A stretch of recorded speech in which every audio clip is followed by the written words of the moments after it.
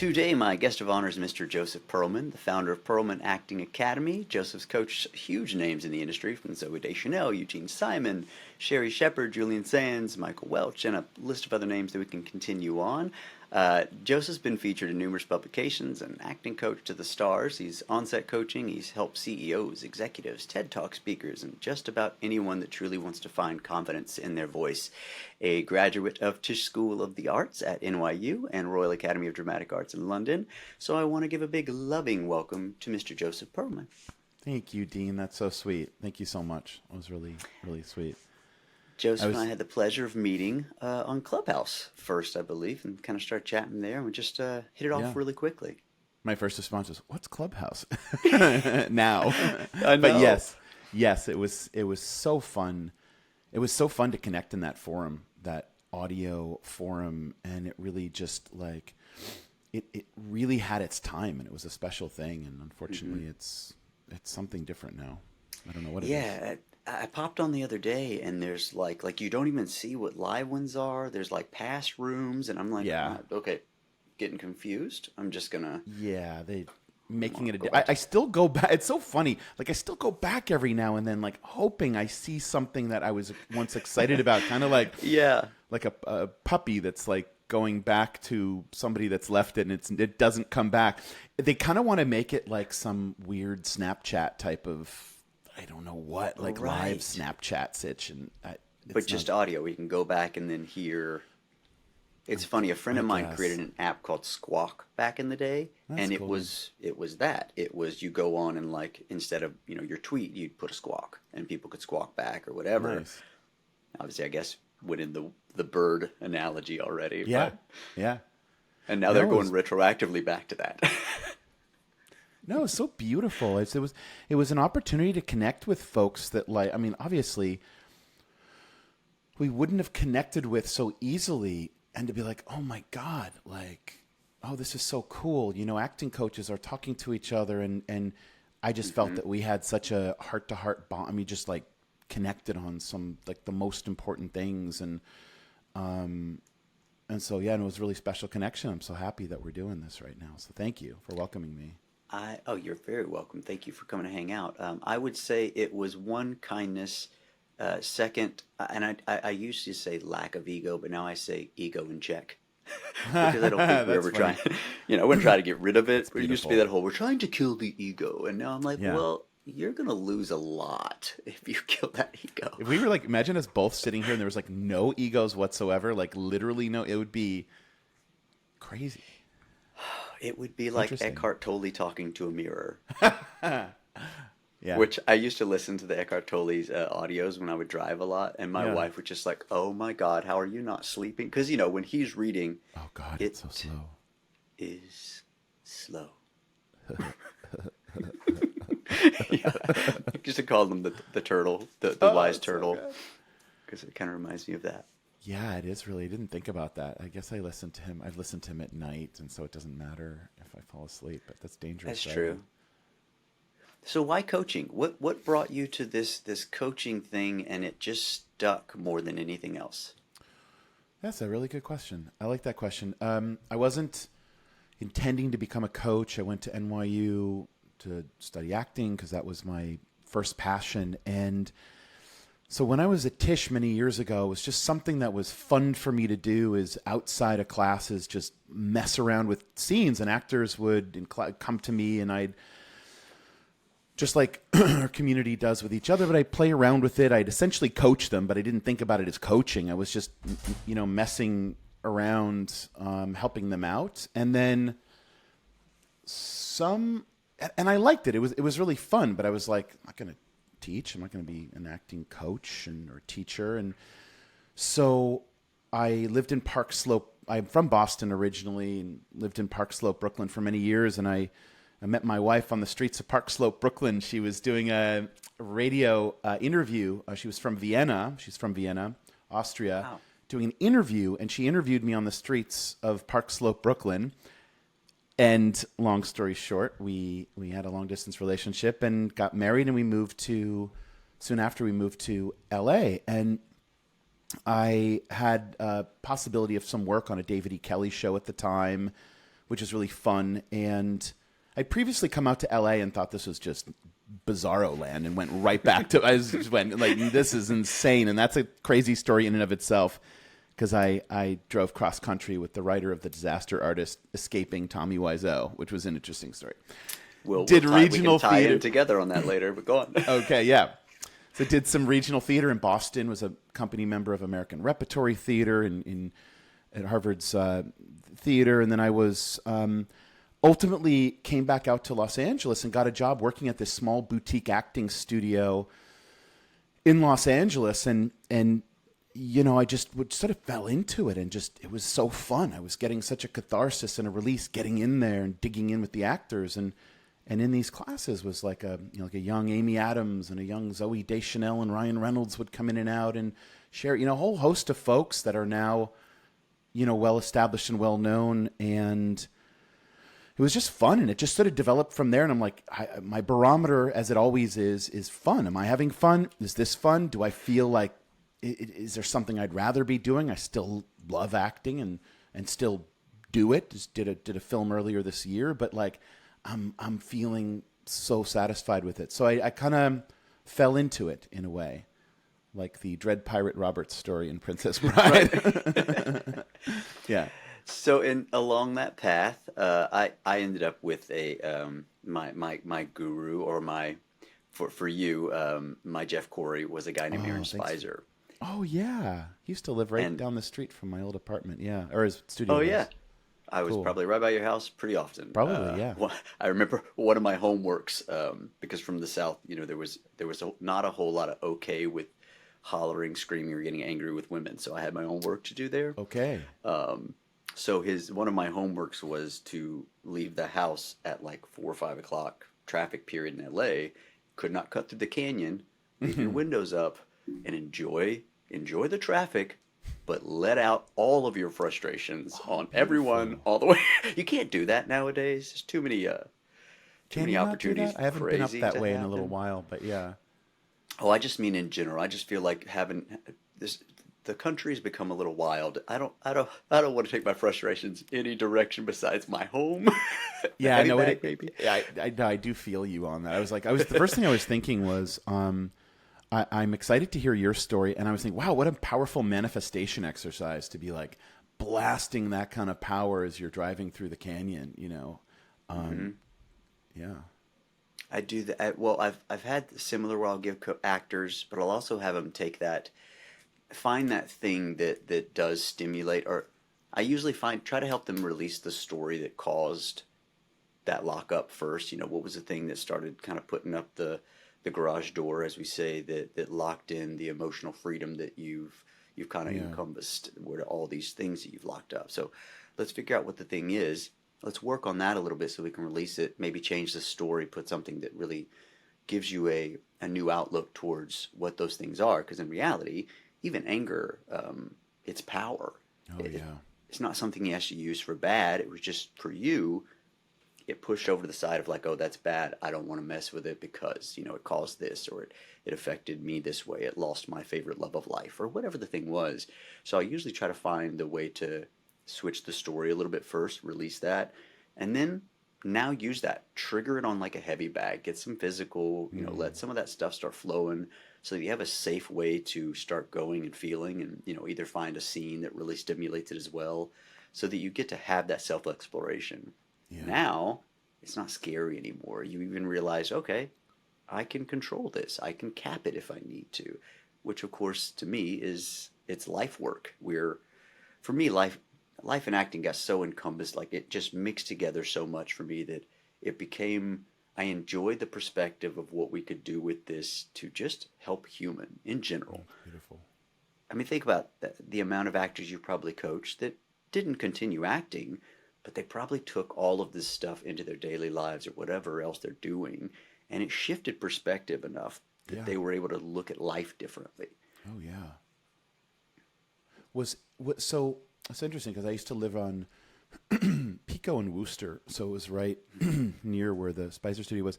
And did you get excited about coaching? Did you coach over there for a little bit? Was that the thing that got you excited about it?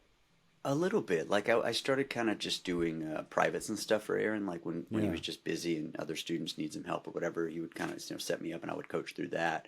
And I did enjoy just you got to explore without the weight of your audition or your things because anytime you have extra pressure, you tend to kind of start closing your doors of like Yeah.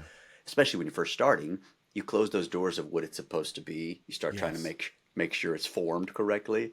Where with other actors, I was still having this fun of like, let's try this, let's play with this, That's let's great. fuck around, Yeah. So yeah, and it enlightened me more of my own work. That's beautiful. Yeah, that's really cool. And does he still has a studio? Did he move his studio? I remember I saw it for a while and then did it move somewhere? Yeah, he had moved, and Shannon Sturgis and him had teamed up for a while, and they created Spicer Sturgis Studios. Okay. And I think he's parted off again and now doing the Actor Studio. I have to remember the name of the new Okay. one that he's doing, and then he started doing a little podcast as well. Cool. I think he's just starting. He's always been very good at his Lone Star, doing Yeah, his yeah. thing. Yeah. I always find that when he tends to team up, it only lasts for so long, and Yeah. whatever the reason, I think a lot of the people that have coached with him or teamed up with him trained under him first, and then maybe he just has fun. It's like, all right, cool, rock it, go do your thing. Yeah. I'll do it again. I think it's so funny that you actually mentioned Jeff because I always mention Jeff because Jeff was Jeff was the thing I didn't mention. Jeff was the magic that it was like really inspired me the most because I was in a class with a person that was the best teacher I ever had. For those that don't know, Jeff Corey was a character actor. He was most well known for his work in all the villain and John Wayne movies, played the sheriff in Butch Cassidy and like a couple hundred other things. And he was blacklisted and had to move out of, fought for his country and he had to take his family and move him to Canada. And when he came back, it was a very emotional time. He started a acting studio over his garage in Malibu and coached like a young James Dean and Nicholson and I mean on and That's on and crazy. on and taught Spielberg acting and I came out of all this conservatory, which it really was the whole academic aspect of it. I was having nightmares. It was time to just stop that. And Jeff was the best teacher I ever had because he made it so much more fun and easy. And she showed that you could come through something. You can have like a transformation every time you get up and play with a piece. And so, yeah, he was, I'm not going to say but a really big reason why, showed me that this was a fun thing. It got me so excited about the possibility of finding shorter, more fun, impactful paths to getting to what great acting is for any person. Everybody's reality on that is different, but yeah. Yeah, pure curiosity. Do you know what the blacklist was from? Was it? Oh yeah. It was the McCarthy Hollywood blacklist. He was asked to political. name names and was so funny when he was asked to name names in the blacklist in Hollywood, all these writers, Dalton Trumbo, they were blacklisted and they couldn't work. He got up there and instead of naming names, he gave a critique of the prosecutor's performance as a prosecutor as a F, I don't know what I can say here, but as a big old FU to yeah, so it was great. He was a real hero, and That's was awesome. a member of the group theater, and and it was pretty crazy to think about having to great. leave your country after he served in the war as Yeah. well too. Yeah. So your perspective, because I think what you were just kind of touching on is very interesting. What is your perspective now? I always like to call it reincarnation because we are just constantly, becoming new and evolving into our new concepts of who we tend to be. Yeah. What was your perception of acting going through the academic world of what this is versus getting into the real life experience of what you're really truly doing? And So I like to interesting. I like to put it together with like religion and spirituality. Oh, I love Religion is how this person decided it worked and it's supposed to be, and he tries to make everyone do their box the same way. Spirituality was all these different routes of perspectives that at some point found my connection to source, and now I can let you explore yourself as well versus do it this way? Shit, I wish we were in the same city. I'd like to have a coffee or a beer with you right now. It's like, yes, I could next round. We'll pop a yes. beer the next one. I would have brought ahead of God. time. I didn't. I'm speaking my language, and so okay. So here's a good way to describe all this, because I would say, in the beginning part of the training, was this feeling of trying. And actors, you guys may relate to this, trying to get it right. I want to get it right. I want to get this thing. I want to get this Meisner. Get this. Experimental thing. I want to try to get this. At NYU, we had these different studios with different techniques in it. And one of the things I do now is I teach a class for NYU grads to help them bridge the gap from that to what's going on today, because we didn't have that at the time, and it was a big divide. And it was trying to get it right. I was so excited. I remember holing up in the Bob's library at NYU, and I was sort of watching the whole Playing Shakespeare series. Do you know that one, Dean, which it was like all the greats of British acting, David Suchet, Judi Dench, Ian McKellen, Ben Kingsley, and they're breaking down Shakespeare with John Barton, and it was just trying to crack something. It felt like I was trying to crack something, but it was really in the situation where I was trying to, or we were trying to get some technique right, or like please a teacher, or like, we were sort of like trying to figure out what somebody wanted to call it a great day. And I was, pouring through books, and I just remember really wanting to like get this thing, trying to crack this thing, whatever it was, whether it was Mamet or Meisner or Adler or whatever. And so, and I was passionate about that and trying to, what's the shortest path to getting to these great performances, and the feeling inside my body was like, one of our members always says, this is like the best drug in the world. Is it wrong? And no, it's not wrong. This is why we do it. And so a quote that really describes where I feel like where I'm at now in my thinking is Einstein's quote is, you can't solve or some problems you cannot solve using the same level of consciousness that created it. And I was looking in this very academic way, in this way of some technique that I'm going to get some technique. Well, Jeff was the first person that handed me back the power of my personality by saying 90% of the performance is the personality of the actor. And when you heard that, it was like, wait, whoa, no, but he's not saying you're not doing any technique. He's not saying you're just playing yourself. He's saying that your humanity is this infinite power source, and you can't create a character more infinite, beautiful, and interesting than yourself. So we're bringing ourselves to it. We're using ourselves. We're asking ourselves, under what conditions would it be possible we're finding ways of relating and identifying, but through us, not bringing ourselves to it. And it was like, whoa, this is really interesting. So now the greatest joy has been looking at this process by solving these puzzles of character, whether it's auditions or booked roles, but finding it from this other level of consciousness where the greatest thing an actor can say after I work with that person is, oh my God, it wasn't at all what I thought it was going to be. And not only that, where I thought this wasn't where I ultimately felt it was. Like, I'm here in I'm in my studio in LA here, but I feel like you and I are traveling through the cosmos right now, or we might feel like we're sitting in a cafe in New York, but we might feel we're on Maui or something like that. So it's, and I'm inspired by these great actors that always make the process so easy. When they're asked questions like Jodie Foster asked Anthony Hopkins the question in an interview is playing an Alzheimer's patient. Wow, the amount of research, what you must have done. And Anthony Hopkins said, I really didn't do anything for it. I had an intuitive connection to it. Yeah. So there's more space. It's way more fun in this level of consciousness that I feel like we're working. We're still, planting seeds in the soil of like what might be obvious, but what's being grown is, is as infinite as the imagination.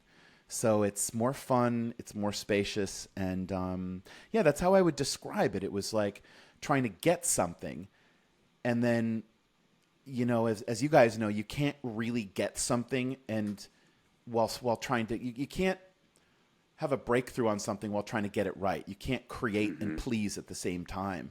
And I think I was so I didn't know it, but I was just rebelling in all that training against the need to try them. It's my, trying to please somebody and people that want you to please them. And I was just, I wanted away from that type of situation. So long answer to a great question. I love it. I do an exercise in class that I mentioned before, but it's called "Fuck You, Dean." I'm already liking it. Do I will have you sit in front of the class, take a few breaths, and then I want you to say "fuck you, Dean" until I believe it, because I don't need you pleasing me. I don't want you pleasing anybody. I love that. And until I can believe that you could give a shit what my perspective on your scene is, it's not going to be yours. You're not going to be in that moment. Again, you're going to be sitting on the other side of camera watching yourself doing your scene correctly. And I think that's great. Like, I always feel the same way. It's like I can take two actors. One's brand new to all of this. One is a seasoned, trained, been doing theater for 10 years. Yeah. I can get the other guy to reality faster. Oh, yeah. Because I've got so many things to help you let go of, or that give you let me say, not let go of, but give you the freedom of. Yeah. Because it is, the basic techniques we go through, they're made to do away with themselves. But when you first start, they're the foundation. And you feel like you're trying to let me show you I understand all my techniques. Yeah, yeah. Absolutely. And you I love that. I love that fuck you, Dean thing. It's great. I'm a big Harry Dean Stanton fan, and he shared a fun video yesterday, but he said the greatest thing you can do if you want to be an actor is to learn how to is to be comfortable playing yourself, because of the illusion that's created, of this character. And he said Jack Nicholson taught me my greatest lesson. Was many years ago. They were roommates, and Jack said to Harry Dean Stanton, for those that don't remember, was in Paris, Texas, Repo Man. He was just like the ultimate character actor. You look at him, and as soon as you see your face, you'll recognize him. Oh, yeah. And he was one of my favorites. And Jack said, hey, I want you to play this guy. It's like one-eyed Dick One-Eyed Riley or something. But he's like, Harry, I don't want you to I want you to play yourself. I just want you to play Harry Dean. He said, let the wardrobe do the role for you. And he said, it was like this revelation. He said, after that, it was just what I did. But there's a lot of work not a lot of work. There's some work, some fun, cathartic work to get to the place where you can leave yourself alone enough, to do that. And that work's more fun. And I really empathize with the, just getting somebody off the street who's never done it, getting them to the place of, wow, that's dangerous acting, or I was called dangerous acting or great acting, versus somebody that has all these habits and yeah, absolutely. Yeah. I always thought it'd be a fun idea to pull people, random people off the street and create a movie and blow people's minds at how great just the average person could be as an actor. I don't know. Sorry, I interrupted you, Dean. No, you're fine. Please do.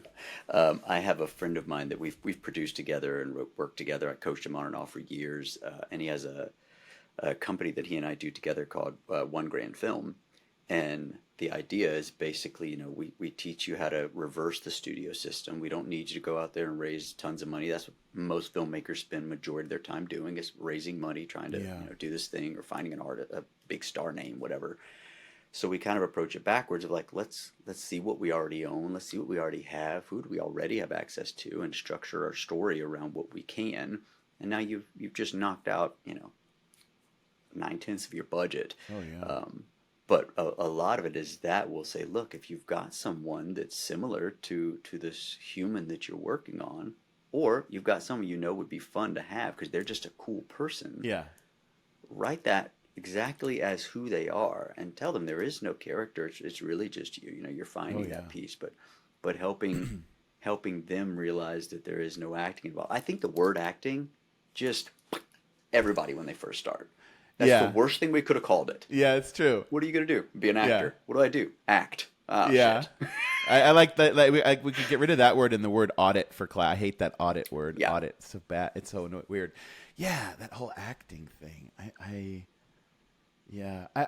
One of my favorite things to do to reset an actor, or even to tell a reader to support an actor if you're a reader, hey, can we just do a take for us, but play yourself, and not only play yourself, don't even play yourself in the context of this piece. Play yourself as if we were just bumped into each other. Yeah. And it's like, it was a thing we used to do at NYU is we used to run lines with people or run it over the phone and try to trick them into doing the line, but they didn't know we were saying the line, and to be basically scary real. And if you can be scary real, just not scary, just be freaking real and talk to somebody and not do anything. Robin Williams always says you're going to be amazed at how much you're doing, but if you do nothing, if you just, you know, as long as your face is accessible, because, you know, actors don't realize this, but the moment you make a connection to a piece, you make a focused connection to really anything, but you connect to a script, a piece, you're making a connection to something that whether you like it or not is working on you and you're working on it, and you can trust everything after that point. You can trust your dreams, your shower thoughts, everything can be trusted. And when you don't think you're doing anything, obviously, I know you know this, there's so much going on in that, in that moment. So I like that reset as a way to, I've always been really amazed at like, those chef shows where those they get the Michelin stars, and then they're just like, it's always the same thing. It's like, they don't want to they don't want to be in the rat race. They're burnt out. It's like, they're just trying to keep the stars. And so the greatest chefs are the ones that basically torch the menu. They torch everything that got them the start, and they restart. And I think one of the greatest things, and I'd love your thoughts on this, Dean, is one of the greatest things an actor can do is once you've done some preliminary seed planting and digging, to have the bravery to drop it, to burn it, like go to a completely different style, a completely different world. If it says it's in a cafe, you feel like you're in a gym. I mean, like, and but have the bravery to forget, because guess what? You haven't forgotten. Your body hasn't forgotten. Your consciousness hasn't forgotten. It's still there whether you like it or not. So doing nothing but playing yourself, is one of the coolest things. As what Philip Seymour Hoffman would say that he would do after his work was over. I love that kind of reset note for an actor, because it just sends them back to themselves. Everybody's looking outside of themselves for answers, including Always. me, and like, shit, what? But it's like, oh, if I just shut the fuck, well, you said fuck, I can say fuck, so I shut the fuck up. You can fuck. You just if you shut the wanna fuck up and listen. The direction to walk is right back to yourself, because everything inside of you, as I know, you know, I feel like we have we connect on that kind of level. But yeah. Well, I think a lot, for me, it became so much, acting really kind of showed me more of what we're doing is more of the study of life, and then this exploration of self. And then the more I went into it, the more I found my spiritual connection with it. And now they're kind of the same for me. A spiritual approach to life is the same approach we can take with acting. It's all in here. You have to stop looking out here to kind of figure it out in this fake 3D world that you created. Oh, yeah. Let's go back inside. Anything you own is yours. Anything you connect to is real. And if you can let yourself make these things personal, that they're now yours, the you that has gone through these things, you're no longer telling me a monologue. You're giving me a story of a memory you have, because you let that memory be yours. You owned it, right? So same with spirituality is, anytime you're talking to a spiritual person, they're never like, oh, go talk to your priest. They're usually like, well, you need some silence. You need to go speak. You need to go shut up. Just listen for a little while. Most actors are so horrible at listening. God, yeah. And that's where the connection comes through, because now you get affected. You feel. You're no longer trying to wait for your next line. You're no longer trying to say what you think is supposed to be next, or in between thinking about it. Yeah. You're just there. Connected, you're feeling that frequency. I like to say I should have a good actor behind me, and I should be able to feel what's going on without looking. Oh, hell yeah, that's beautiful. To feel the heat of like what's going on.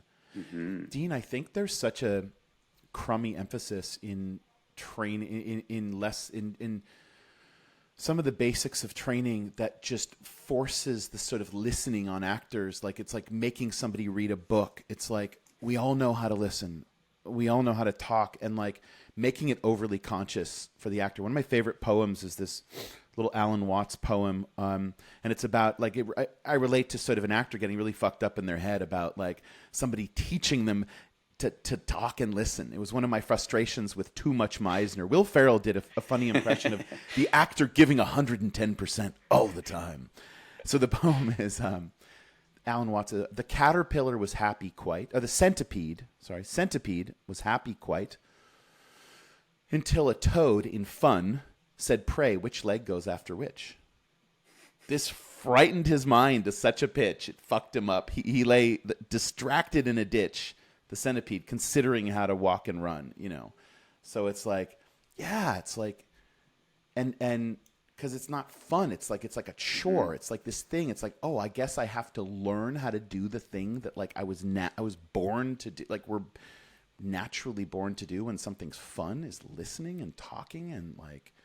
So I think in training or too much of the wrong kind of stuff, it can really put an actor in their head about like listening, you know? Yeah. And like listening's not that. Listening's the whole shutting up and like there's so much going on.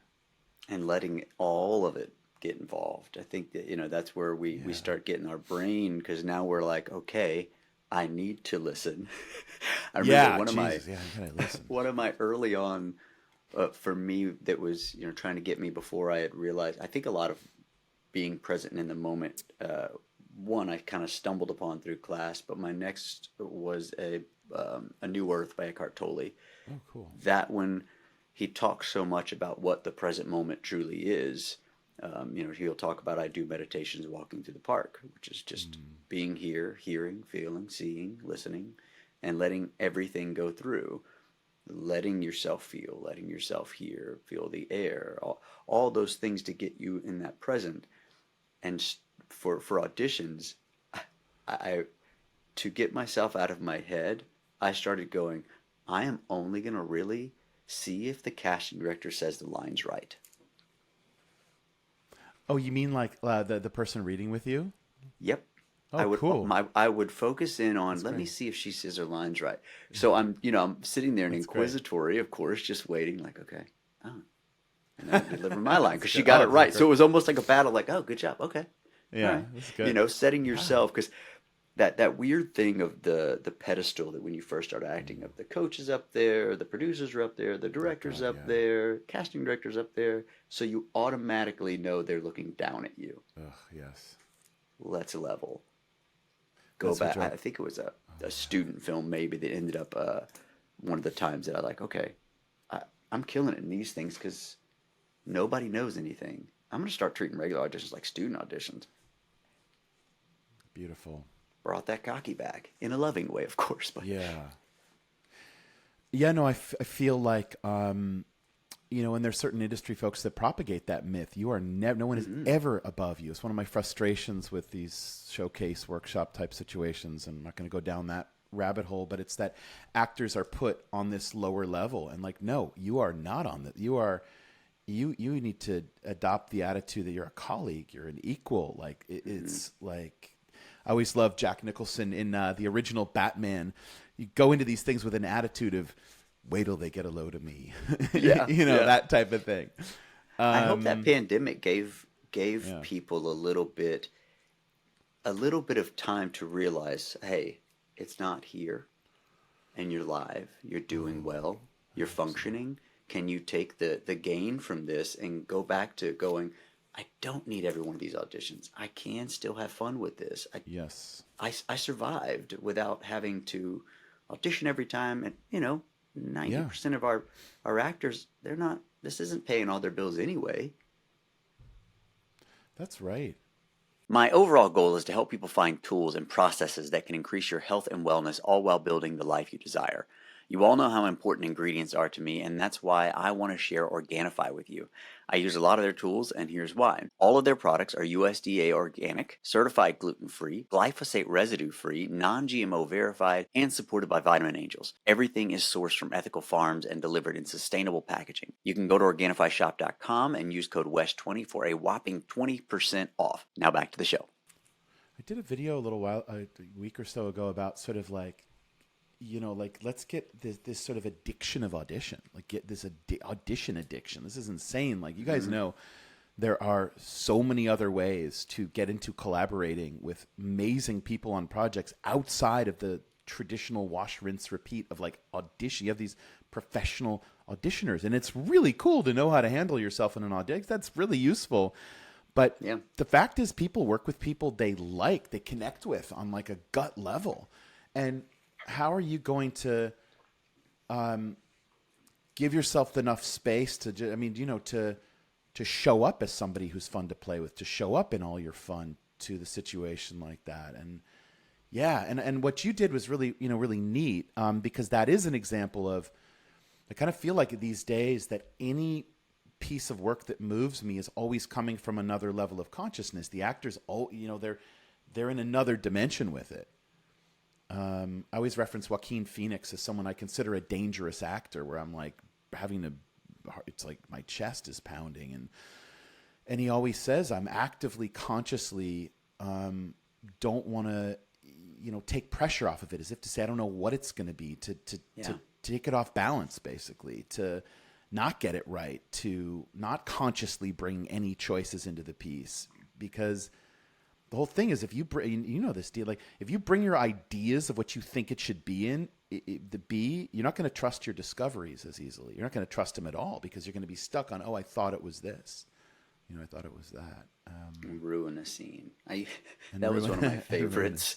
Was in class. Was like anytime there were certain ones I knew if that's who I was working with, that there were certain habits I knew they already had. So purposefully, I would fuck it up. I would step on feet or throw cups, like anything I could do to just really ruin whatever they had planned. But it forced them to. You had to be here, because what the fuck is Dean gonna do? Yeah. Sorry. And good for you, and good for you as well too, because you're definitely like, you're having fun doing something that's seemingly unrelated. It's having impact on them. It's actually helping them and making it so they don't have to act. And for you, it's like a you're making a choice to do something. That has nothing, that dangerous choice. Yeah, it's really cool. I like that. Where do people get pissed? Were they like, Dean, some of them. Do they stop? And some of them were like, God, I love working with you. It just depended on the person, Again, your personality created your personal reality. So if that's who they thought, then they had already prepared to have a bad scene with me. So I was more than happy to help them out.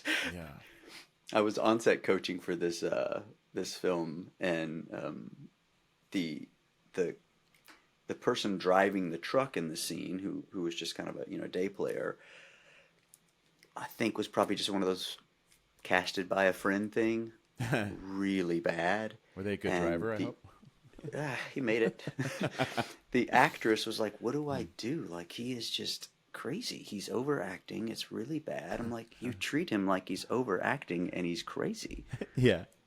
What else are you going to do? If you act like he's real and that's truly not bad, you're going to look bad. So just whatever he's giving you, live off of it. If it's nuts, you look at him with your lines like it's fucking nuts.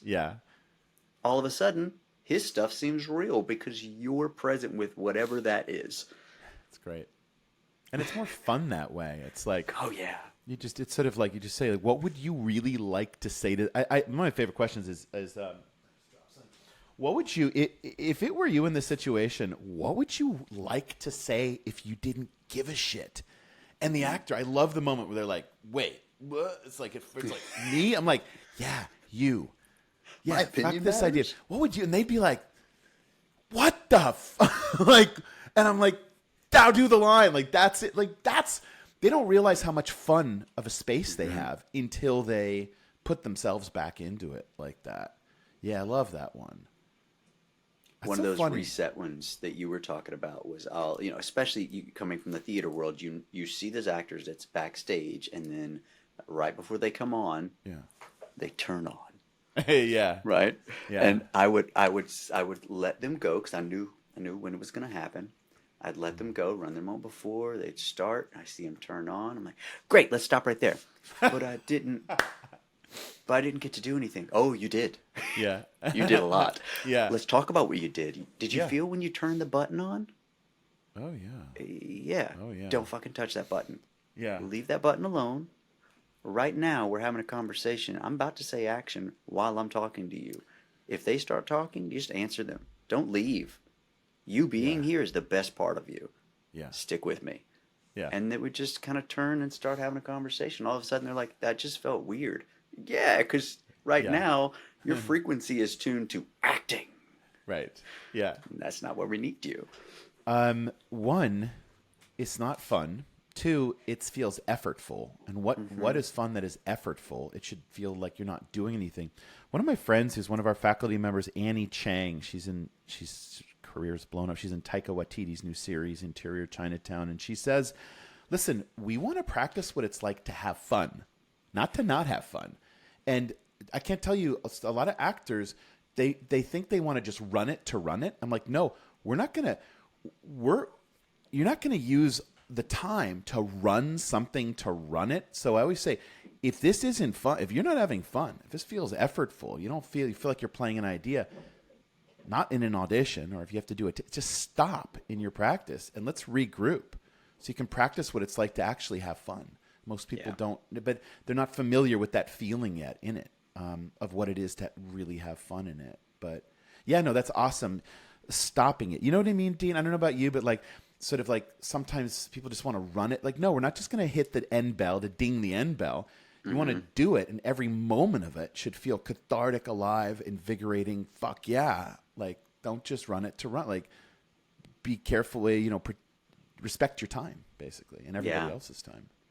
And it helps you get used to the freedom of it. Otherwise, if you're just running to run it, then what you're doing is checking yourself to see if you're where you think you need to be, which is already a really horrible spot to be, because now you're making sure that your preparation's showing up, which really we're working so that none of that preparation shows. Yeah. We just want to be here, and if the other guy fucks up, then we join him in the fuck up. We do whatever that is. It's like that old story that I brought up the other day, but the old Marlon Brando story where you're like, he picked up the glove after he dropped it. Well, yeah, the fucking glove fell. What did you expect him to do? Imagine in life, your significant other, your child, your date, like we're just gonna run it to run it. Imagine just let's just run it. Like what? Yeah. Like just gonna run it to run. I'm gonna do a run through. Like no, wouldn't you want to have as much fun as you possibly could have in every moment of that? I think Hitchcock said what we do is everyday life with all the boring parts cut out. So it's like, come on. It's funny you brought that up, because one of the things I wanted to chat with you about was, since you met your wife kind of early on and midway between the academia to the new version of what it became, I kind of want to jump into because no one really ever really talks much about this, but how much your significant other affects this career and this life you have that you're doing. But what I think when you were saying, what you were saying was, you never run it to run it in life. But could you imagine how helpful it would be if you and your wife early on in career decided, or in just your everyday life, hey, look, I know we're going to hit rough times. I know we're going to have some arguments in here. Yeah. I would love to just pick something we disagree on, and let's act as if we just fucking want to go at it for a second. Yeah. Now, when it really comes, kind of that stoic philosophy, you've had the hard ass that we just went at each other. You know what I'm like when I'm pissed off. I know how you are. Yeah. We got to experience a little bit. We can now take a perspective that's a little bit enlightened. Now you're kind of aware of that argument or what it might become, that it might kind of ease. Think about it. For actors, we go through this enough that we can freely let ourselves feel. So what if you, as the human, because again, I'm always trying to find ways that we can take this acting and bring it over to our everyday life to use it. Oh, yeah. If you have arguments with your wife that you feel like your anger is an issue, hey, do you mind joining me in my anger today? And let's practice one of the fights. Even better, a fight you had already. Let's rehash that thing that we both walked away from because we never really figured out an answer to it. We just both were a little pissed and decided, okay, we should stop doing this. Yeah. Let's have it out. I love it because I'm I'm writing this down right now because this is brilliant. So Dean, because you know what? Acting is fun. So it's like, no, you're not going to get freaked out and not want to be with each other. Like, it's fun to play this game that we play. So there's catharsis and fun in it. Yeah. And I love that idea. It's almost like, so we did that. Like, we did that. So there's this fun little, like, my little mindset hack I give actors sometimes. And it's really basic. It's you are stressing out about going into a room as you or making a speech or doing an audition or whatever. You're getting nervous. Just give yourself that you already did it. Say to yourself, like, I already did it. I fell on my ass. It was okay. Mm-hmm. I didn't have as much fun, or I wish I could have brought myself more to it.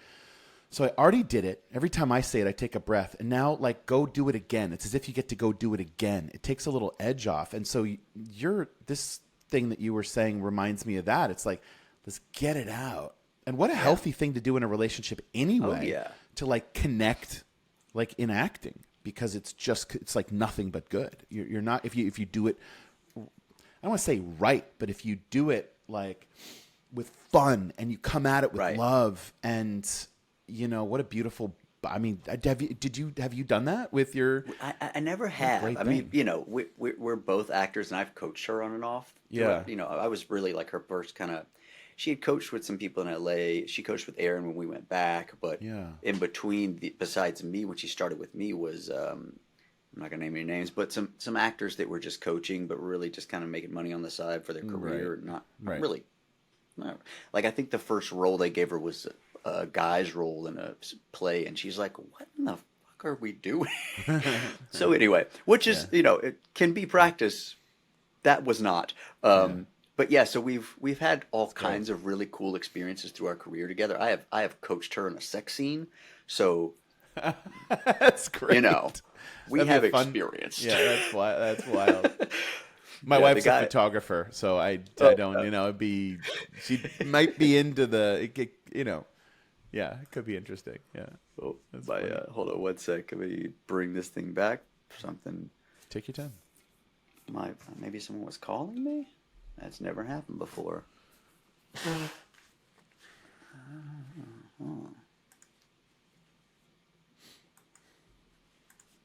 Okay, there it was.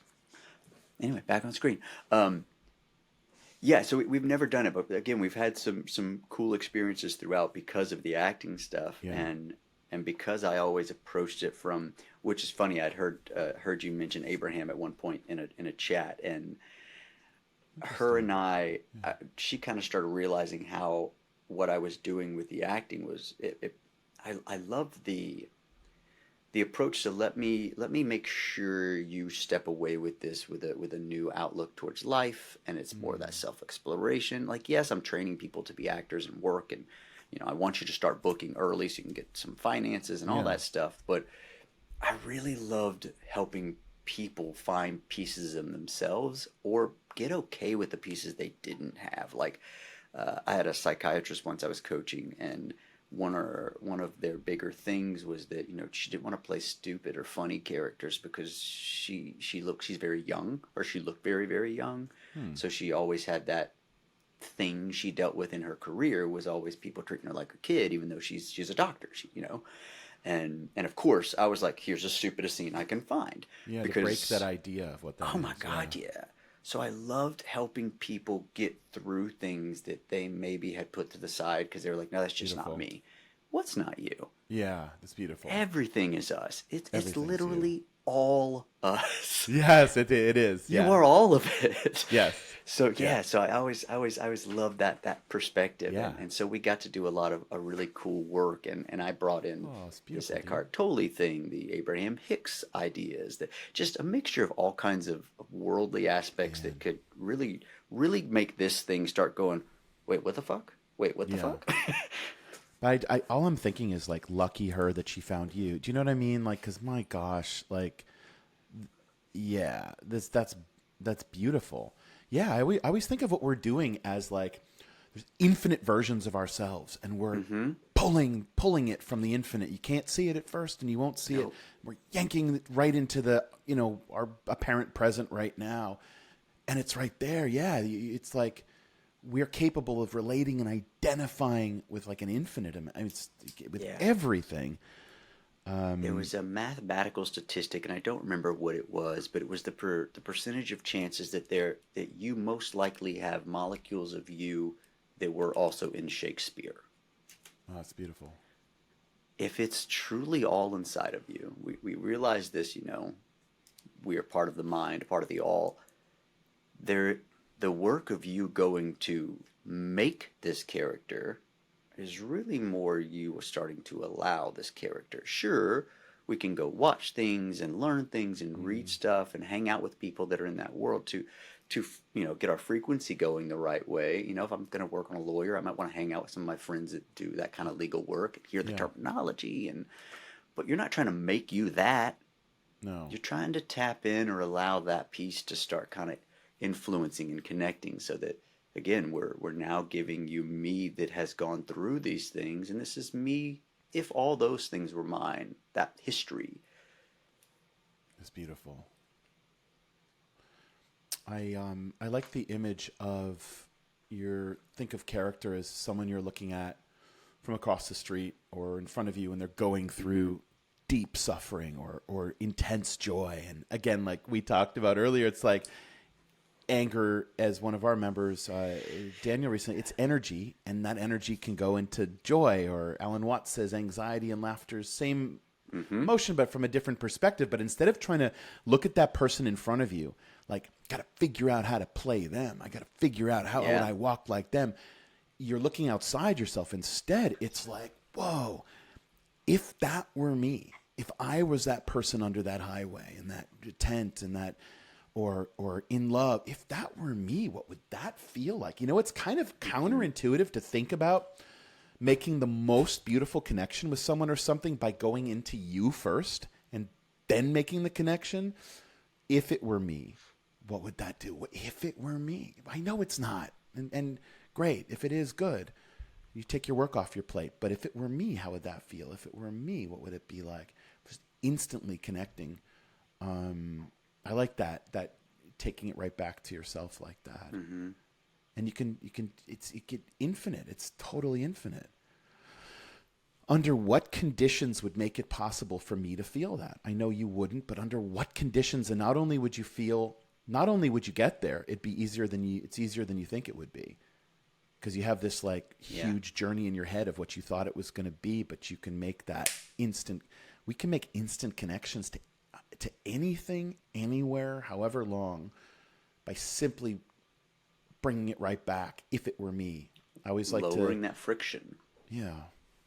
I think Tell that's me about where that, Dean, that friction. I feel like that's where most of us as actors have it, because of course, right now, the word of character means something else. Oh yeah. You don't look at it as I tend to now use a term of like, all right, let's build the ego. Because character, or at least when you're breaking down, character breakdown, you're working on the history of this human, building the facts first, and then let everything, if this is true, then what.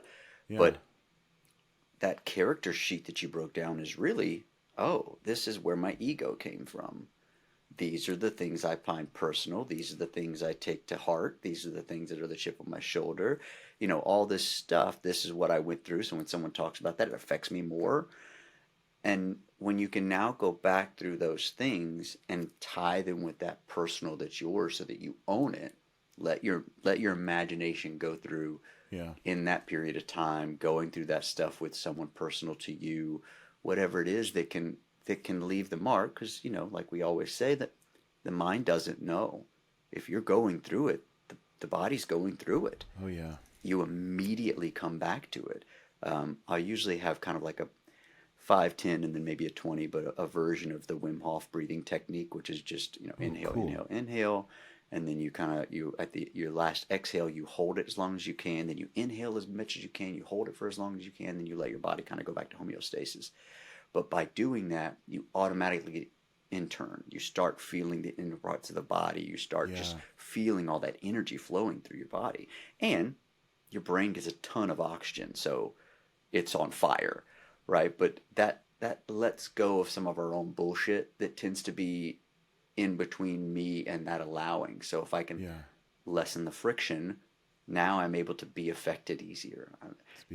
I'll do that with actors. One of the things I like to do is I'll do the full 20 and The 20-minute Wim Hof. a full 20 breath. So it's 20 inhale. Oh, okay. And then, I start feeling like my fifth breath, I feel my body start to warm. And then your final is, and you hold it as long as you can. Expand the stomach, then you hold that as long as you can, and then you let your body start kind of going to the regular breath it would go to. The autonomic nervous system takes over, and you're just there. And I'll then go, which is a story every actor tends to have.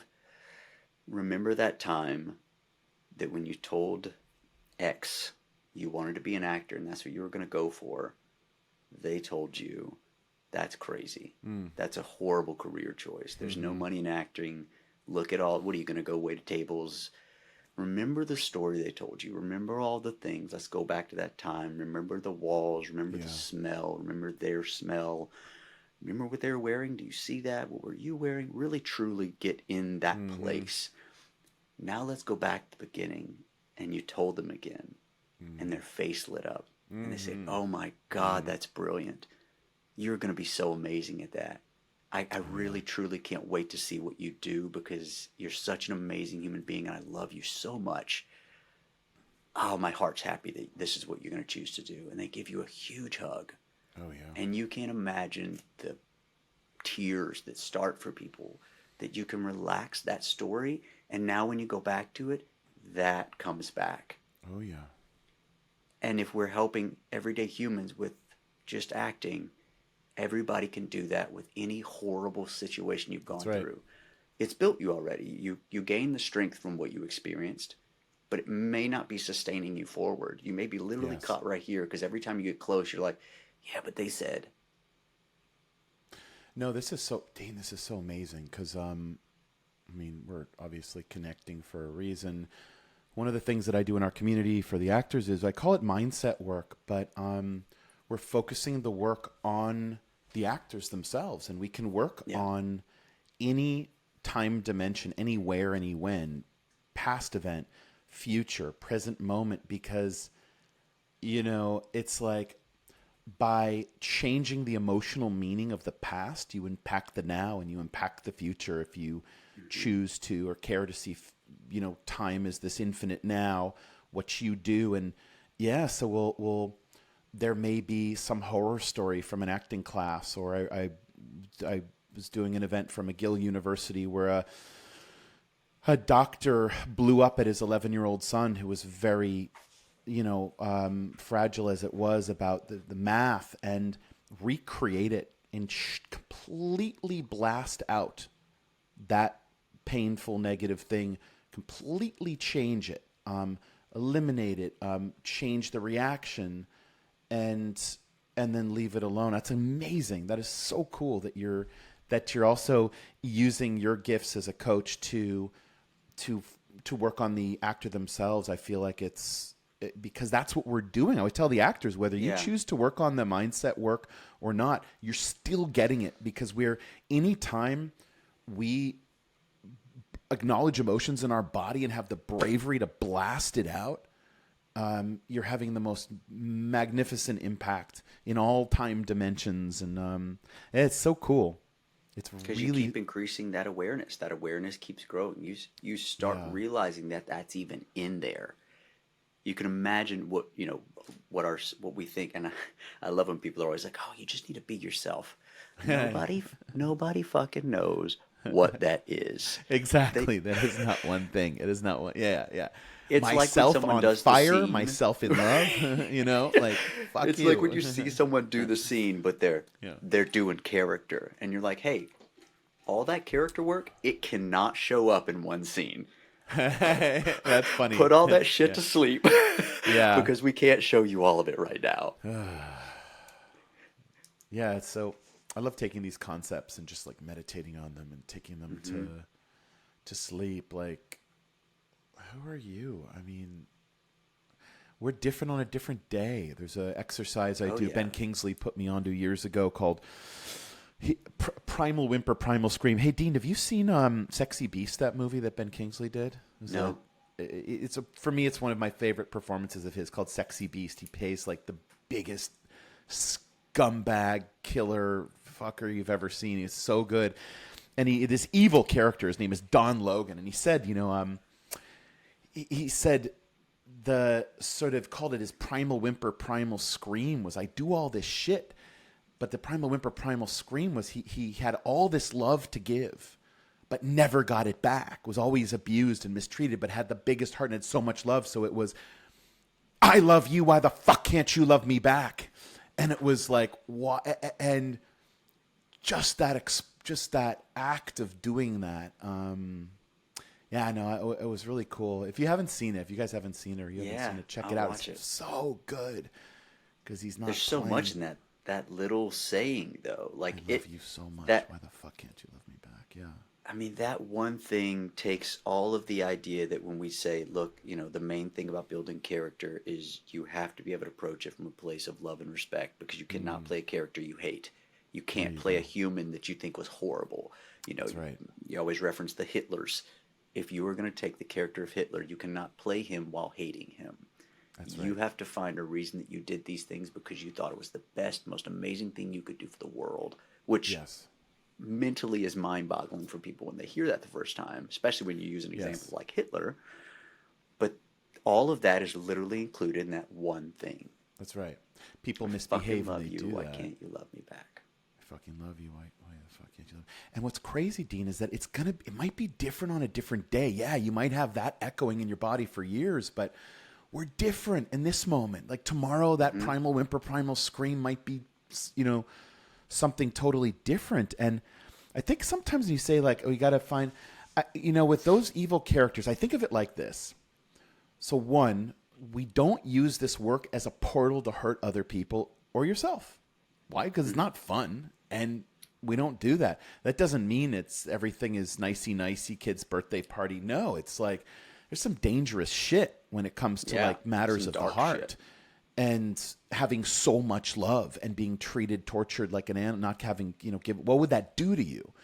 And it's not, I always feel like it's like, okay, you could play the obvious choice of that villain, but is that really fun? Like, come on, that's not like, that's so obvious. So there's no contrast going on there. Yeah.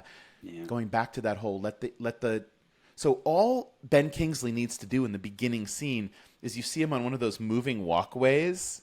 He's built up as this like badass motherfucker, and you see him on one of those moving walkways at the airport holding his luggage just as himself.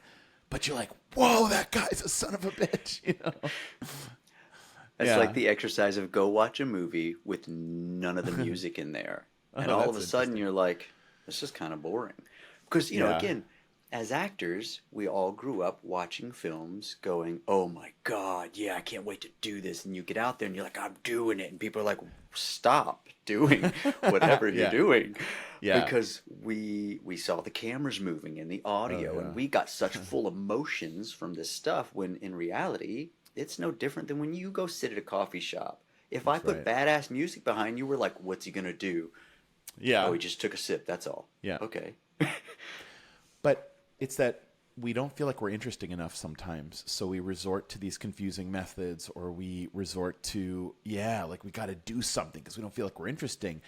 And so my premise is that when you're under the influence of fun, you don't worry about that anymore. When you're trying to like land this date, or you're saving deactivating when something's fun, whatever that is, you don't have to think about that thing. Well, I think when you're having that fun approach towards building even a funky character, how can I have fun trying to blow up a whole building? Yeah, Where's my fun? Ooh, I could find fun. You know what I mean? Yeah. Oh, yeah. You're not being a bad person. You're finding fun in being. Fun. Because if we know that we're always changing, if we know that we're never necessarily one stagnant character, stagnation means you're dying. If we know that, then what truly is only this attention. my awareness that I currently have right now. You can tell me. I'll do one of the exercises where I kind of slowly break you down to you realizing that you are only the I am. So what are you? Oh, I'm a lawyer. That's what you do. But who are you? Oh yeah. I'm blah blah blah. You know, we slowly keep working down That's to great. eventually you're like, okay, well, Yeah. I'm I am. There you go. Hold on. Oh wow. Hold on. Say it Yeah. again and just stay sitting with it for a second. Don't Yeah. ponder. Don't add anything afterwards. Just be okay with being the am. Oh, it's And as soon beautiful. as you let that essence sit for a little bit, which is really finding presence, you now can start from a place of, I don't have all the baggage from here. I don't have the stuff I have to live up to. Only thing I have to give is my attention. It's beautiful. Which when you know when that actor brings their attention to the work, you're automatically interesting. Yes.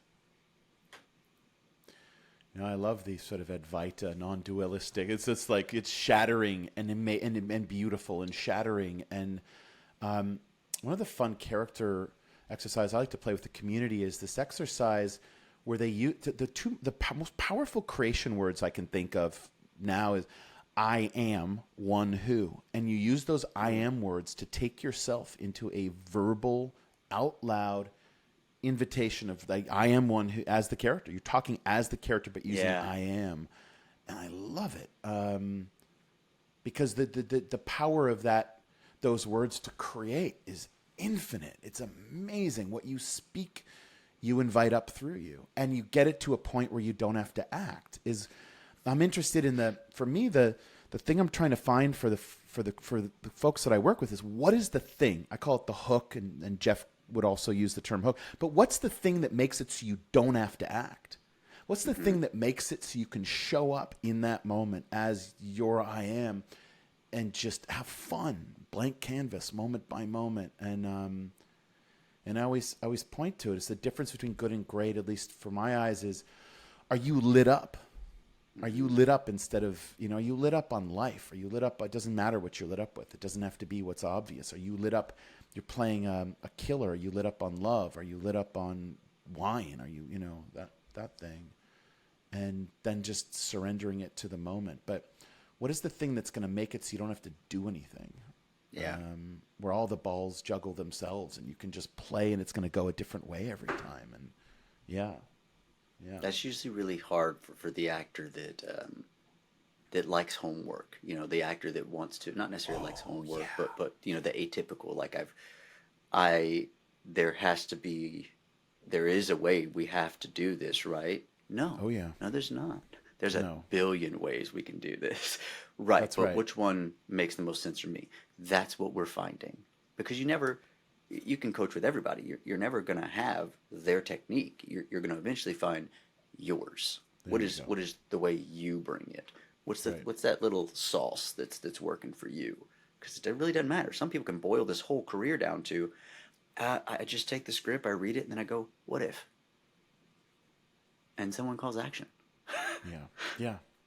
Could be that simple. That's what, right. You have those actors that step into this with already this natural gift, and then you have some people that's like, well, I got to break the craft down. I got to figure out some of these things first. And that's okay. I mean, that's okay. That's part of the process, part of my process. I remember a client of mine, Michael, would always say, it's so hard before it's so easy. And that's okay. It's so hard before it's so easy. Yeah. And one of my favorite quotes was a Seth Godin quote. And he said, effort isn't the point. So we think like it's got to have effort. Like we didn't, suffer through 8 hours of homework a night, or we didn't, our pages weren't fit. In school, it was like, who could fill up their script with the most notes? Oh, wow. They must be like, whoa. How did they... What am I not doing? So he says, effort isn't the point. Impact is. He said, if you solve a problem in seconds, but have the guts and bravery to share it, you've made art, my friend. But if you move 10,000 pounds of granite around the block over and over, sorry for your calluses, but you haven't made art. At least not art that you're going to have impact on others, and it's going to be fun for you. So it's this thing that like we equate with time and suffering and effort, because that's what we were told. And that's why I'm so inspired listening to Anthony Hopkins being interviewed about his, Silence of the Lambs or another Yeah. role. And he's like, no, I don't get involved in the method type stuff. I have an intuition about it. He said, I learned my lines really well. Don't underestimate the power of that, as you know, like to be completely free of that text. And then it's just you leave yourself open and you trust everything, and you don't go looking at it like you're going to have to run a marathon. Yeah. Because that's not fun. No. Why people do that, I don't know. There's that. There was one of the students I've been working with for a while, and they kept so focused on how they were supposed to do it. That mentality of But how should I say that line? I don't fucking care. I really don't care. What does it mean? Right. What is the intention? What is And I love saying, here's the deal. I don't want you to do anything unless I make you do it. Mm-hmm. I'm going to play the opposite person in the scene. Let's do it. Don't do anything unless I make you do it. If I scare the shit out of you, great. Yeah. You got scared. Yeah. If I make you feel good, great. You felt good. If I make it feel fucking weird, good job. It got weird. Whatever it was. Earlier when you were saying scare them into whatever it was, obviously when you're coaching someone for an audition they're putting on tape right now versus let me help you explore yourself or this technique and this acting and this craft, different things. So I've done it with kids when I'm coaching and we need to get somewhere quick. Yeah. I character into them so that they're having to deal with me. So all of a sudden it is real. There is this, monster or whatever the thing is across from them. Yeah. And kids know how to play. They can let whatever that is going on actually be freaky. And I've had them finish and be like, I don't know how much I enjoyed that. That's fantastic. Your scene looked brilliant, though. Yeah. I describe it like it's like I think of it like a record. Okay, what you think is the A side. What you think you're doing in acting, the script, that's the A side. But you can have the B side playing at the same time. So get on the opposite side of that thing. Get about having fun. Let the thing happen in a non-conscious way, and be amazed. This such a great. Everything's leading me back to this beautiful. See if I can find it. It was like a Robin Williams quote that like blew my mind. Let's see if I can find that one. Love me some Robin. Oh yeah. It's something about what you. I'm not going to find it. What you think is acting. Like, don't do that. Like, if you just stop and listen and be in the moment, you're going to be acting and responding, and like you're going to be in the moment and all that. And it's like, if you don't do anything, like you see how much you're doing, and it just finding those things, those deep, every character is driven by these deep secrets, and finding that for the character gives you that which drives it through. And he said, as long as your face is accessible, the audience is going to be following along because your face is accessible. Do you know what I'm saying? And so I love how he speaks to these elements of, you don't do anything. We plant these seeds like pack a parachute and leave it alone. You don't just leave it. Have fun. And they're going to see what you're going through. And he's basically just about don't do anything and be amazed at how much you're doing. And it just, it was a great quote. Yeah, I think the context of realizing that you literally got 20 pages before this and 70 something after this, you making the story here doesn't matter. The audience is going to take everything that they've got up until this point and they're going to put it on you. So, it doesn't matter if you're supposed to be in anguish and in reality your stomach hurt and that weird stuff you had at lunch. Deal with that weird stomach shit you're dealing with, and everybody else can be like, oh my God, he's going through so much pain. Yeah, I got to fart so bad. Yeah. And I can't because we're on set. Yeah. Or you can, just depends on. Yeah. So question for you. How much, because your dad was a psychiatrist, correct?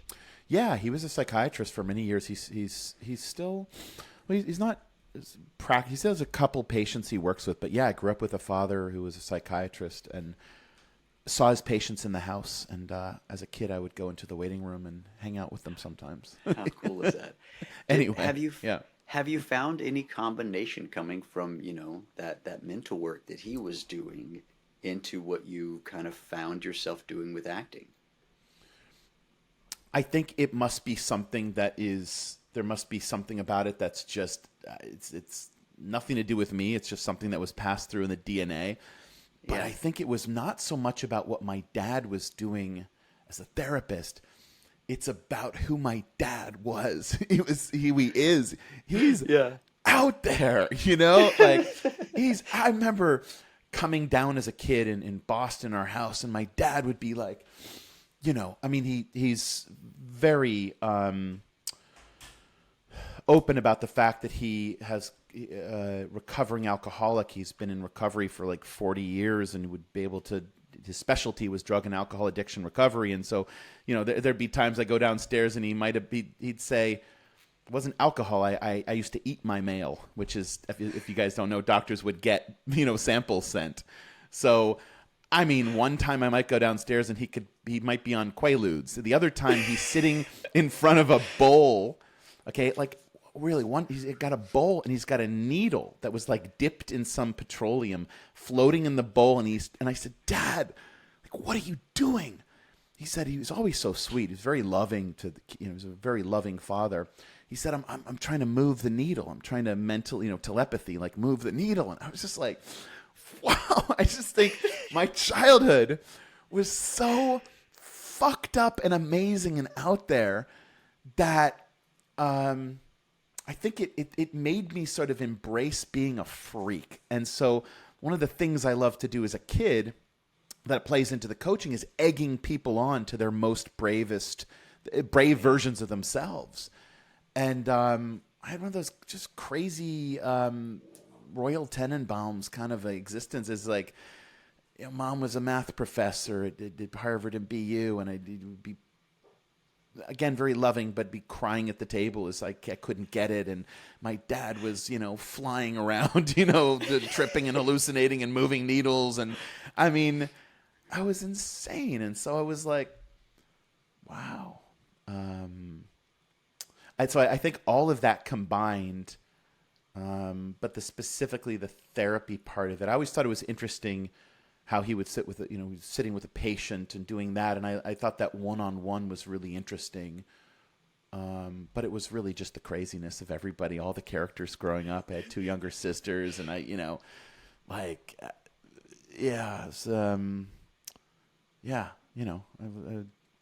I was an adventurous little, and it's almost as like exhibitionist, adventurist. Mm-hmm. And, but my dad really, there was no limit to the imagination. And he would introduce me to Eckhart Tolle and, Joffrey John at the Joffrey, who's all the spirit. He was very, very sort of spiritual. So I feel like I was born with a certain connection to that. I had a real awakening sort of pre-pandemic that wasn't a conscious awakening. I call it an awakening, but there's really no words to describe your whole world being cracked open and realizing you are infinite and always have been and will be, and we are all, wow. Yeah. So I guess what stimulated that? I guess I'm a bit of a freak. What stimulated that? Honestly, Normal. Dean, And the everyone work else is that a we little do, freaked. the work that we do, the practice of it, and the constant practice and getting in that ring and bringing these emotions and blasting them out. I said it was I think it's a combination of the books I was reading, the practice of helping actors to have these transformations, and also being a part of it myself. And it was back to the sort of days I was sort of searching for that ultimate thing that would help an actor or myself connect to something.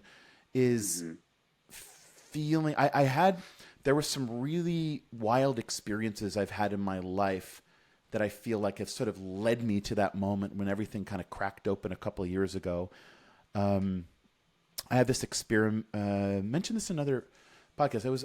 I can't remember, 2, 3, 4, 6, I don't know. And I was in bed and I was asleep, and it was sort of a waking sleep, but it was something that I don't know if it was fear that started it, the fear of something, but it was this thing that took over my whole body. My whole body was like the only thing I could describe it is like electricity that just took over my whole body, and I dissolved into this like it was like this electrical, infinite, sparkling, like beautiful. It felt like it was, and then I came back to my body, not consciously, and it was like certain experiences along the way, like that, and one time, again, having the experience of sort of hitting my head as a little kid and feeling myself floating above my body, and like with the most clear consciousness, and seeing myself, and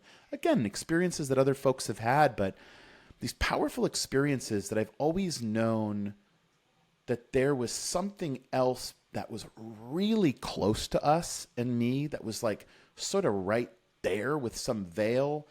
And it wasn't something that I was wondering if it existed. It was just something a couple of years ago that I was just like, wow, it was really real somehow. So it was a lot of different things.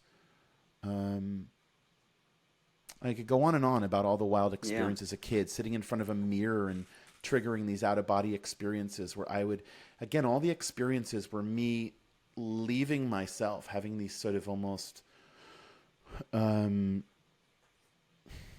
you call that? So the dissociative experience in a way. Yeah. I was about to say, it's like almost that kind of that reality, or the realization that wasn't just you. This thing, the meat suit. Yeah. You were more than that. There was this other essence and level that you could find every once in a while. Those peaks. Yeah.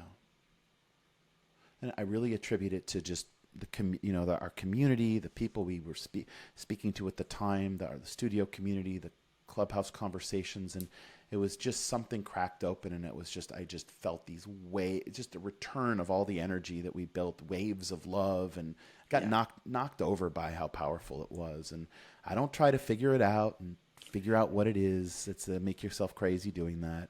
Yeah. But I found the crazy. That's where I went with it, and found my way back, of course. But tell me a little bit about that for you, Dean, because I feel like there's obviously beautiful reason why we connected and we're having this conversation, and we're doing similar things in different places, and I didn't know to the extent that we were doing them. But was there a point when things started to make sense? Were you searching for something that was, or did you always have a connection to that? Like, what was it for you? I think it was there was always a connection. There was always I've always been there's got to be more, of course. Yeah. And to an extent, I've got that at ease. But I always wanted to understand more. I always wanted more knowledge that I knew there had to be something else that we could understand or get our awareness of. Or I think with acting, because I grew up Catholic, and had a really cool youth minister group, and would teach catechism, and that's where I started doing a lot of plays and writing and things like that as well. And when I got into acting, finding the spiritual or the religious or whatever the personal outlook to what they thought life was, that the who am I question really drove me when I started playing with character work. So that started me going down understanding religions, and it just got me interested to learn more about different religions. And that, of course, led me kind of the spirituality side, which then led me to the science and the metaphysics and all these things, but then brought me back into the spiritual, and then realizing that acting was literally almost all of them in one little ball. Oh, yeah. I mean, yeah. You think about most people's concept of God is this source or entity creating a world, and then little entities inside of it that are literally particles of itself getting to explore itself. Sure. As actors, we get a script, we create a world and lots of entities inside itself, and then we get to put ourselves as, and they never know that we are in control of that whole source to begin. You literally are playing God to an extent. It's mirroring this divine experience that we're having. It's so amazing. much. Yeah. I have 3 books that I've been working. One I released is called The Actor's Gift to Manifestation, and then The Actor Alchemist, and then the next one will be playing with name on the third one, but breaking beliefs and empowering perspectives, basically. And the idea is that we understand that what most people have understood, majority is from just, that movie, The Secret, that most people kind of started with and then have their own, some people Sure. go deeper or whatever. But the idea was that, okay, so my words are energy, my thoughts are energy, the feelings I'm having are creating energy, and I can only really access whatever I'm on the frequency or plane of. Well, if we take what we do as actors, where we truly get to create a human experience that is as truthful as we can get to, and you get to live within it, what's stopping you from creating that future you that you want to be, that you'd like to create, that you'd like to experience, and using what we do to make it as specific, as freeing, as personal, Right. so that you can live in it for moments of a time, or depending on how extreme this change is, all day if you so choose, so that we are starting to level up to this frequency that we are, or at least looking to find.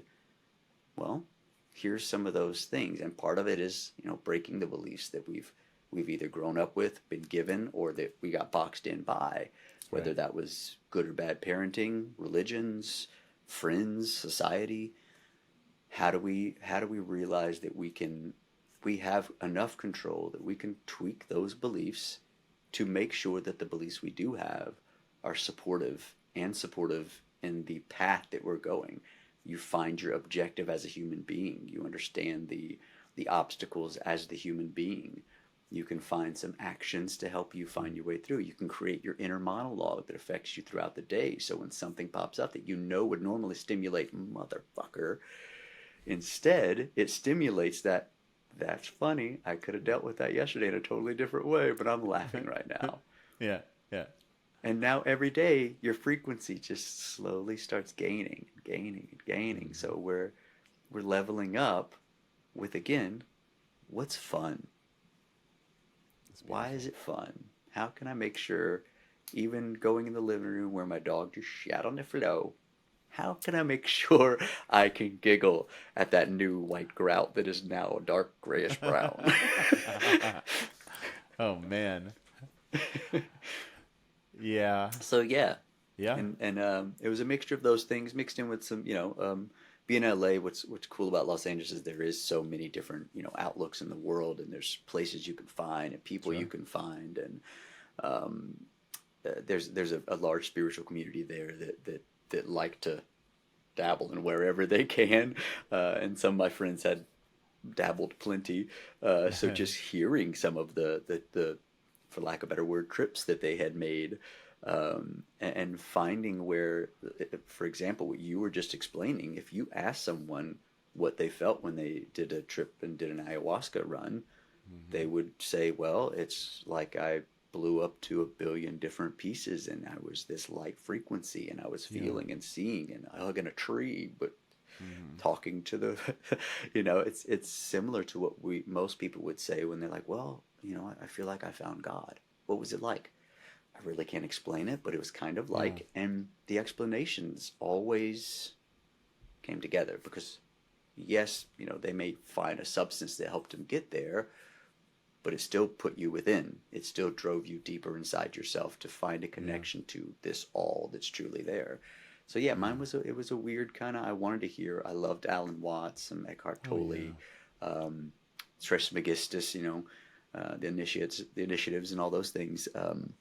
But it just kept opening new levels of this stuff that kept connecting for me. And of course, what I chose to do as a career happened to be the study of life. So it was, Absolutely. it was like, Yeah. Oh, it's beautiful. And yeah, I was thinking, well, so going back to acting, Dean, it's like, imagine like what we must have forgot to come into this world. Like, what did we forget to come in and have this experience? And then you connect that to the acting is like, it's sort of, it's a very similar type of thing. Like, what do I need to forget in order to have this other experience? Yeah, no, it really does matter. It's like, I think, and I want, the word is like divine. life-affirming, beautiful practices you can have, is doing this stuff. Yeah. And again, now we're at a point where science can give you documentation. They can give you studies. They can show you brain waves. They can, they can measure some of these things that's going on. Where back in the day, it was just like, oh, spiritual woo-woo, great. Exactly. I always like when people are like, yeah, I don't really do that whole manifestation thing. No, you do. You just aren't really helping it much. It's happening. Right. You don't have a choice. That's right. Neville Goddard was a huge influence on me. I don't know if you ever listened to some Neville Goddard, but I always found his language to be the power of going to, again, it all plays into Einstein's let's look at this problem or solve it from another level of consciousness, but let's go to the end. Are you brave enough to go to the end and not cap it and not walk it back and not settle, not have other people check those boxes for you? Can you go to the end and start there? And so it was, if you haven't listened to it, Neville Goddard was really clear about it. And I liked his clarity. One of the things I may have mentioned it may have been an Abraham one, was people, they don't connect with what you say. It connect with what you mean. The universe doesn't hear what you say. The universe hears what you mean. That's what it was. Yeah. The universe doesn't hear what you say. It hears what you mean. And we're what you feel. Yeah. Maya Angelou said something to that effect as well. People remember how you make them feel, not what you said. And how much of our lives do we go through just mumble, and it's like, and we're not tapped into, and acting is this beautiful training to fill your life with as much emotion and meaning and juice as much as you want. I mean, we need rest from it sometimes. And you can take any script and say, all right, well, what's on the surface of this, and maybe there's a world of what I mean that may be underneath it, as I know you know, and but what keeps me back, what keeps me drinking and wanting to play with this community, first of all, the location is not an obstacle. The internet, being able to work with Japan on Tuesday and classes with New York and LA, and actors, as you all know, location is no longer an obstacle. And some actors really do. They have this mindset. I'm going to get to LA by the end of the year, and then I can start my career. I'm going to, you're going to miss out on everything. You do not need to live in LA. You can live where you're happy. And to make a connection outside of the bounds of the four walls of a room, of a studio in West Hollywood, and to magnify your spirit and energy and soul through the walls, through continents. It was something about that actually broke the door. It was a big sort of helped in that sort of expanding my awareness, awakening experience of taking this energy that we'd confine in a room and radiating it from your chest, and through a camera, like the medium that we're in. Right. So this medium and what COVID did to really get us off this obsession with this in-person for everything, for auditions, for self-tapes, for it feels like it's strengthened our ability to connect more powerfully with people. Yeah. By doing this kind of thing and expanding that, just connecting with a couple folks in a class or a 10-person class versus all over the world with people. So I couldn't be where I'm at right now without the community and the practice of what we do. And the fun for me is in any session or class is like, oh, how am I going to push this further? Maybe somebody's going to say something that's going to be like, whoa, shit. Like, yes, let's push on that. Like, one of the great breakthroughs the last couple of years is that the best choices are always come from that other level of consciousness. Like, where do you feel like you are? Let's break it. Let's burn it. And then start from where you can go out to the edge of where you think it has nothing to do with the piece. As long as you made that connection with the piece, you go right into the piece. You'll be crashing right in at a moment more perfect than anybody could have ever imagined. So I guess for me, it's reminding myself, stop looking for answers. You're not going to recognize them if they're from another level Feel of 'em. consciousness anyway. Trust how you feel. That's it. Yeah. That's it, Dean. Trust how you feel. I think it's funny because it's, you think Yeah. about with scene work, and back to a mix of that with spirituality, the danger that most people find within their own religion or spirituality is when they've named it, right? There's wars have been fought over what we named God or Allah or whatever your thing was. Yeah. As soon as the name was there, you boxed it, you said this is it, and now we have arguments over what it is. Scene work or character is exactly the same. If you just name that the angry scene, well, guess what? You just fucking boxed out all the brilliance that's outside of anger. You locked one emotion down and said that's what it's got to be. Get that red marker away from that script. Yeah. Yeah. Let's not worry about anger. Trust me, it's there. It will show up. But as soon as you name it, you take away all of that. I find that with character, with scene work. If you are naming it, you're boxing it. I love this, Dean. I could say the same thing about acting techniques and like naming it and like I'm doing this thing or I'm doing that thing or I'm like, no, like, like naming something. But the funny thing is that it's like, so interesting. What's the lesson here? Because everything around us is stuff and things and devices. And what we get to do is we get to, in our work that we do, we get to use nothing but the present moment to leave the stuff and the things, pull magic and wonder out of our bodies using nothing but the present moment and like make things with our emotional words. And it's crazy and it defies time. I mean, I'm sure you feel this, like you're working and it's like, what? That was an hour. The client's like an hour. Bullshit. Like a 3-hour class is, feels We're like on an hour 20-minute. 35 just chatting. I know. No, I was like, sure. Yeah. Because I mean, I've told you this. We could nerd out on this. I was like, multiple times I have these voices, internal voices that I like. I hear voices, Dean. I trust the voices, but I'm like, gosh, like what a fun like this is fun.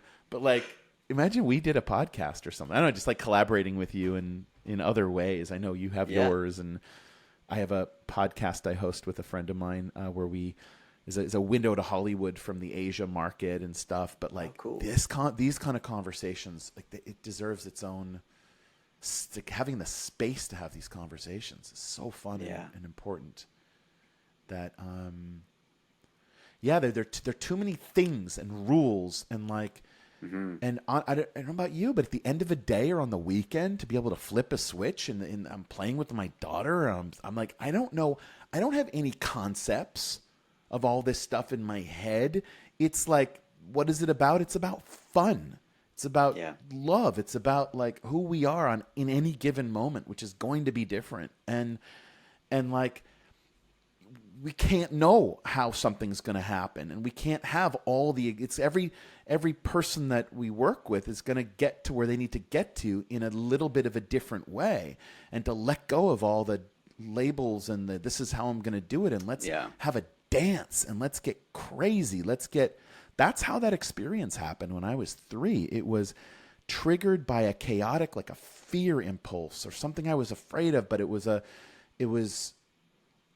it's like we're creating a situation where we're catching ourselves on fire or in love and then jumping off a cliff and then that's when the acting starts. So it's like we're going to fall into it. And how do we trigger a thing where we light up spontaneously, and then it's just like, holy shit. Yeah. It's an interesting look towards what we do, so you have, we talk about someone like a monk or whatever who spends majority of their time trying to be in the present moment, right? The everyday person doesn't have that freedom.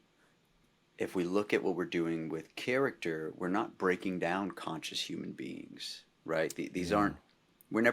Barely ever are you going to get a chance to play an enlightened human being. It's usually a person that has some fucked up issues in their world, and they're trying to figure out how to get out of it. They're always trying to lessen pain. Yeah. So while we can look at this from a conscious perspective, we then have to find a way to get ourselves into the perspective of the everyday human. What is their focus? Because most people work on a subconscious level. They're not working from I can look at this from 1,000 feet above and go, Oh gosh, yes, yeah. this is the problem. This is the thing. I can take that dog poop on the floor and be fine. No, you've already kicked the dog through the shampoo. Like it's all got crazy Yeah. before that. So we're literally trying to take ourselves from a conscious place to put us in the moment of being after that thing with all of these problems. Mm-hmm. Mm-hmm. We're trying to learn how to be the crazy fuck ups. Is what Yes. we're doing. Yeah. Yeah. Because it's like acknowledging that we're all these crazy fuck ups at the same time. Yes. And then it's like, yeah. I don't remember what it was. I don't either, man, but this is really fun. Well, that being said, we'll wrap it at 140. 150. I guess we'll do that. Yeah. Yeah. And you'll just have to come back on and we'll do this again. Anytime, my friend. This is beautiful. Yeah. Do you ever come out? I will am due for a trip to New Orleans or Louisiana at some point. Do you ever come out here? Well, I'm sure you do. For Every work. once in a while. I think the last time I was there was the premiere for The Hunt. And that was right when all the COVID-y stuff had just started, I think. I was going to come out there for, I did a movie named Savannah Haunting, but they ended up doing a launch there and a premiere in Savannah, so I just went to the one here in Savannah. Cool. But yeah, every once in a while. It's so funny. I say that sort of thing. It's sort of like, yeah, it's so fun. We had a little happy hour for LA folks last weekend. It's fun to hang, but like the connection that we can have with someone like anywhere, it's just amazing. It's like a flinch reaction, like give you a hug and get a coffee, get a beer, or something like that. But it's like I get so much connection and joy and satisfaction and by making a connection like this. And after all, this is like our medium to be able to connect through the camera and in this particular way. Anyway, though Dean, you have to see yourself. oh shit. This is great. I'm like right on the threshold of maybe like opening up to something new, and this is such a good place to be in. Dean, thank you so much for having me on your podcast, and would love to have a conversation with you at some point on ours. It's called Window to Hollywood. We just are reactivating it after a hiatus, and I look forward to our next conversation on or off air. Yeah. Absolutely. Let me know. I'll come hang. Heck, if you got a class, I'll come jump in and watch.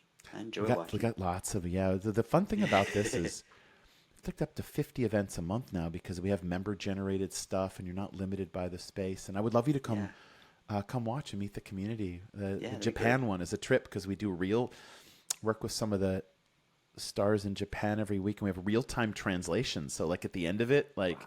I don't remember whether we worked in English or Japanese. I don't understand Japanese, but because of the translation, there's no barrier to it. Anyway, to be continued. That's amazing. Yeah, Thank you, friend. So I'll have you on again, and everyone. Information down below. You can find Joseph Pearlman and his studio and sweet of you. Access to everything that is all Joseph. And you'll probably see me making random comments on most of his posts and arguing with people out of fun. Oh, I was like another conversation. I was like, this is getting. No, I love it. That's the fun of it all. Yeah, it was the post you'd put today. It wasn't an argument, but you had put a post. I think it was today. It was the one we were talking about a second ago, where we was talking about wardrobe, and someone put a post under there of like I had to delete a spammer. There was a spammer that was like I had to get in there, but I was like, that was fun. That's fun. Yeah, I've had some interesting pop-ups, and I'm just like, how did you spend so much time? Like, did you stew on that hate for that long? I feel bad for the rest of your day. Oh my god! I think it was like it was some misunderstanding, and I know that everybody's good and well intentioned. Oh no, I didn't take it personal either way. He wasn't mean or anything. He was just like, no, and I was like, yeah, it's just me. I was gonna trust me. It just made me smile from a lot of people. It made me smile. That's a good thing to get. It's a good thing. I always tell my wife, like at one point during the day, I want her to look at me and be like, "What the fuck?" Like, I know I was surprised. To be surprising like that. Yeah. I do that sometimes too. I'll say something and my wife just goes on with her day. I'm like, nothing? Damn, I worked on that. Well, doing what we do, I don't know about you, but like, this is like spontaneous, like, say something from one side of our house. And I was like, what the fuck did you just, like, I just, like, you know, like, sorry. This is crazy what I'm doing. I need to come down from this, you know? Don't work with me on a 2-camera comedy because I stay at a level of energy that I'm just constantly fucking with people, that to the point that they're like, all right, someone just keep up with Dean. We'll tell you when we need him, but keep him away. That's awesome. Yeah. Stay away. I'm fun, but man, when I'm on the, there's a level you have to be up for those that energy level for that. And it's a different human if you've met me. Like, I've had people meet me on different sets and be like, I feel like we met. I'm like, yeah, we did a whole movie together. Oh, shit. That's awesome. Because there's just a level depending on, what you're doing. But totally. All right. Such a pleasure. And we'll see you again soon. Such a pleasure, Dean. Thank you so much. If you are enjoying the conversation and would like to learn more about our acting and spiritual connection, go to thedeanwest.com, and there is a course that dives a little more into the understanding of our universal connection. It then goes into a beginner acting course that is great for actors and any human that wants to learn a new way of approaching their manifestation journey. My first book, The Actor's Gift to Manifestation, is live on Amazon, and there will be a digital version on my website. And stay tuned, as The Actor Alchemist will be coming out very soon, followed by The Actor's Reconstruction of Beliefs and Empowering Perspectives.